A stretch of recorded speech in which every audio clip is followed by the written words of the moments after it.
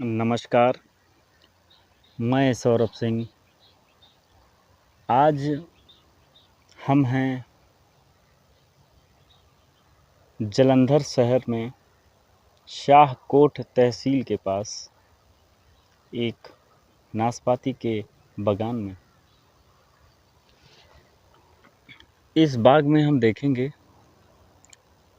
कि पौधे नाशपाती के जो लगे हैं, आप देख सकते हैं, वो आयताकार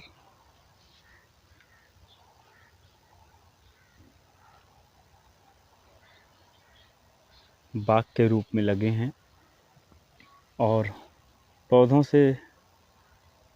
की दूरी और कतार से कतार की दूरी इसमें आयताकार विधि में समान होती है और एक तरफ बैठकर देखने से बाग हमको आसानी से आर पार दिखाई देने लगता है।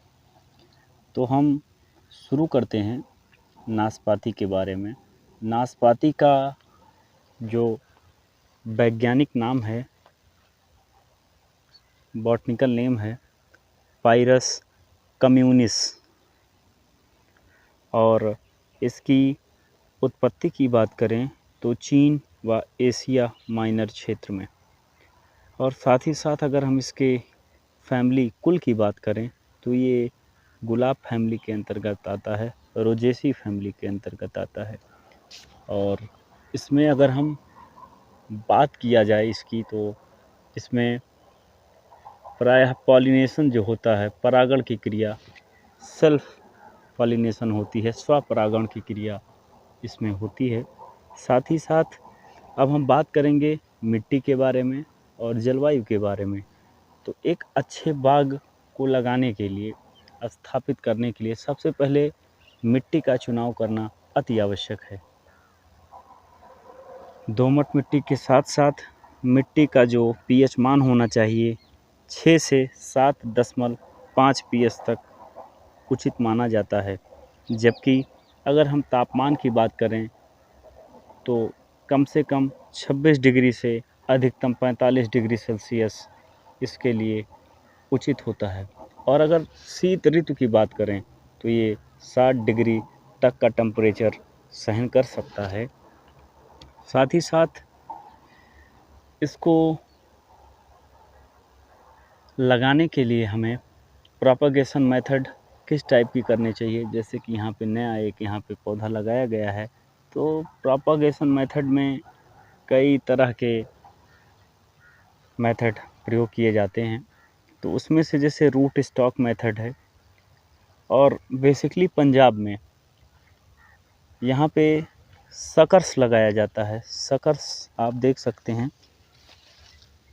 ये इसकी जड़ों से तैयार नया पौधा सकर्स है ये, और इसको फिर हम उखाड़ कर दूसरी जगह ट्रांसप्लांट कर देते हैं और ये नए पौधे का रूप ले लेता है हमारा पेड़। और साथ ही साथ इसमें प्रोपगेशन मेथड की तीसरी विधि जो है वो रिंग मेथड है।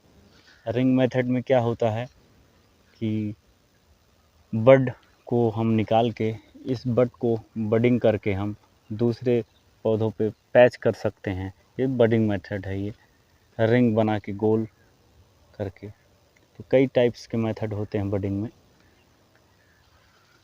और साथ ही साथ अगर हम बात करें तो जो रूट स्टॉक होता है, बेसिकली सबसे ज़्यादा विदेशों में और अन्य जगहों पर रूट स्टॉक मेथड ज़्यादा प्रचलित है, लेकिन हमारे पंजाब में तो सकस भी प्रयोग में किया जाता है। तो सबसे पहले रूट स्टॉक के लिए हमको क्या करना चाहिए कि IBA, indole butyric acetic acid का जो घोल होता है उसमें 100 ppm में रूट स्टॉक को 2 घंटे तक डुबा के ही हम प्रवर्धन करते हैं। उसके बाद लगाते हैं इसको।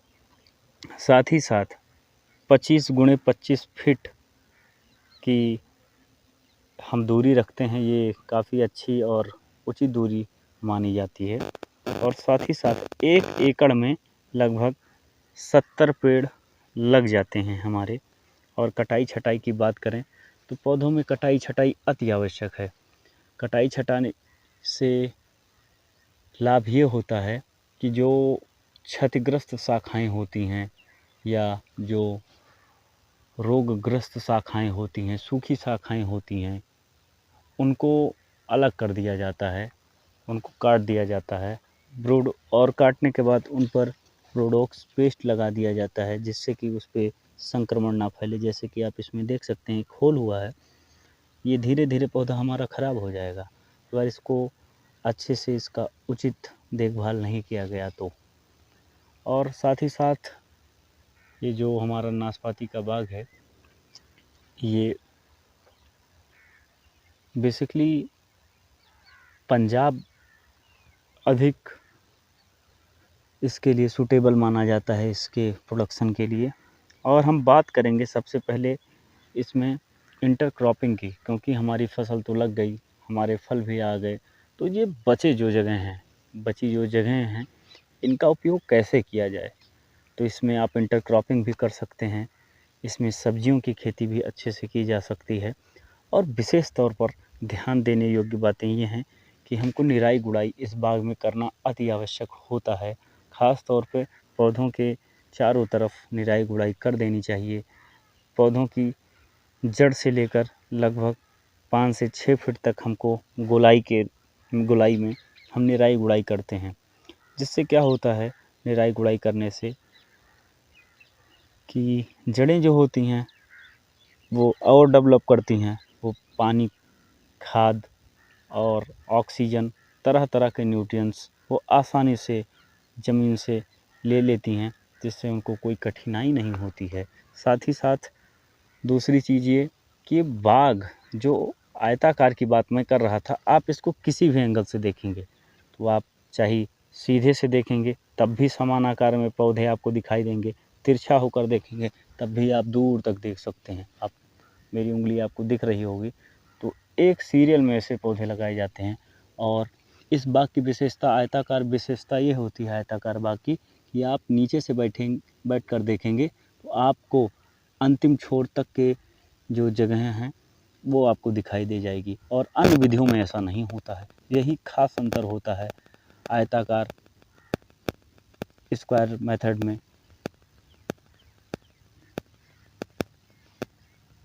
साथ ही साथ कुछ चीज़ें और जानने योग्य हैं कि इस बाग में कीट रोगों का प्रकोप तो कम ही होता है, लेकिन पक्षियों से, ख़ास तौर पे तोतों, चिड़ियों से इसकी हमको सुरक्षा करनी होती है। तो इसके लिए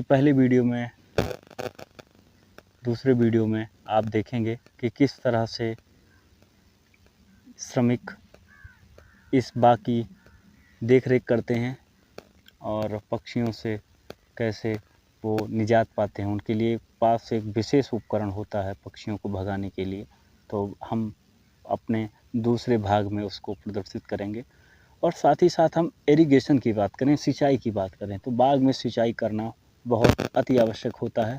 और साथ ही साथ हमको बाग लगाते समय ये सावधानी रखनी चाहिए कि जो हमारे बाग हैं वो समतल भूमि पे हों और जल जमाव की स्थिति में ना हो। वाटर लॉगिंग कंडीशन बिल्कुल नहीं होनी चाहिए इस बाग में। और साथ ही साथ एक चीज़ की विशेष हमको ध्यान देने योग्य बातें ये हैं कि जो पानी होता है इरिगेशन चैनल का, वो रिंग मेथड से तो दे सकते हैं, रिंग मेथड से इनको दिया जा सकता है, लेकिन यहाँ पे एक विशेष मेथड अपनाया गया है। यहाँ पे घास की वजह से ये जो इरिगेशन चैनल है हमको दिख नहीं रहा है ये, तो रिंग मेथड से भी यहाँ पर सिंचाई की जाती है, लेकिन घास की वजह से अभी वो काफ़ी क्लियर नहीं दिख पा रहा है। और दूसरी बात ये कि आप देख रहे होंगे इस पेड़ में ये डंडे लगाए गए हैं, ये इसलिए लगाए गए हैं डंडे, जिससे कि अभी तो ये फल छोटे हैं हमारे नाशपाती के। सोचिए जब ये नाशपाती के फल अपने आकार में आ जाएंगे तो इनका भार बहुत अधिक हो जाएगा, और जब ये बहुत अधिक इनका भार हो जाएगा तो इनकी शाखाएं बहुत ही कमज़ोर होती हैं, लचीली होती हैं और ये टूट जाती हैं, जिससे इनको रोकने के लिए ये